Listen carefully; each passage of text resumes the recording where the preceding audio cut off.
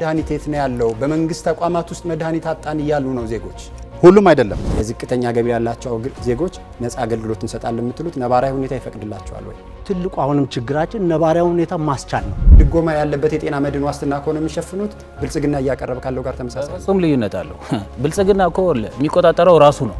የሐኪም ታካሚ ጥምርታ መንግስት ብትሆኑ በምን ያህል ጊዜ ታደርሱታላችሁ? አሁን እዚህ መድረክ ላይ ለመናገር አስቸጋሪ ነው። ስራ ፈተው የተቀመጡትን ሐኪሞች በሚቀጥለው 5 ዓመት ውስጥ ምን ያህል ትቀጥራላችሁ? ሙሉ በሙሉ እንቀጥራለን። ቁጥር አንደፍርም ያለው ኢዜማ ቁጥሩን እየደፈረ አይደለም። የዛሬ 5 ዓመት እኮ ነው ያልኩኝ ያለው። መድኃኒቶች በመንግስት ሳይገኙ አጠገባቸው ባሉ የግል ተቋማት ውስጥ ይገኛሉ። በመንግስትና በግል መካከል ያለው የዋጋ ከፍተኛ ልዩነት አለው። ከኪሳቸው ብር ሳያወጡ በዚህ ጤና ዋስትና እንዲያገኙ እናደርጋለን። ወጪን መቆጠብ ነው አንደኛው መንገድ፣ ወጪን መቆጠብ ነው። እይታችን ራሱ በጣም የተሳሳተ ነው።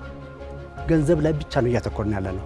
ይሄኛውን ቃል እየሰማችሁ ነው ሐኪሞች የምትተገብሩበት ነው? ለማማለል ያቀረባችሁት? ለማማለል አይደለም፣ የምንተገብረውና የምናደርገው ነው።